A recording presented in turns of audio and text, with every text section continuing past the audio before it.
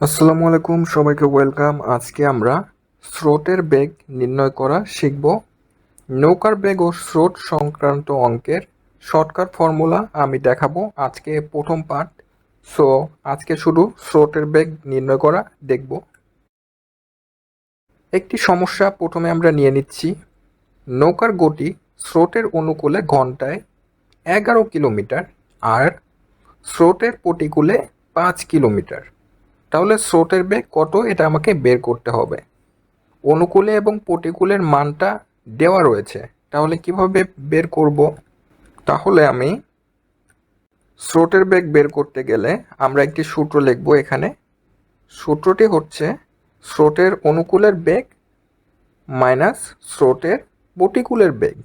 এখানে অনুকূল এবং প্রতিকূলের মান যেহেতু দেওয়া রয়েছে, এই দুইটার বেগ আমরা বিয়োগ করে একটা মান পাবো, তারপর সেটাকে আমরা 2 দিয়ে ভাগ করব। তাহলে কি দাঁড়ায়?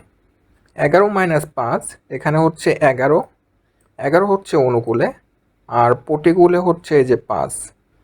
ঠিক আছে, সো এই 11 মাইনাস 5 আর নিচে হচ্ছে 2।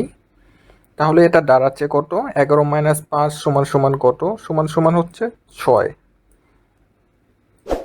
6/2। তাহলে আমরা মানটা পেয়ে যাচ্ছি 3 কিলোমিটার। সো এটা হচ্ছে একটি শর্টকাট ফর্মুলা। আপনারা জাস্ট অনুকূল থেকে প্রতিকূল বিয়োগ করে 2 দিয়ে ভাগ করলেই উত্তরটি পেয়ে যাচ্ছেন।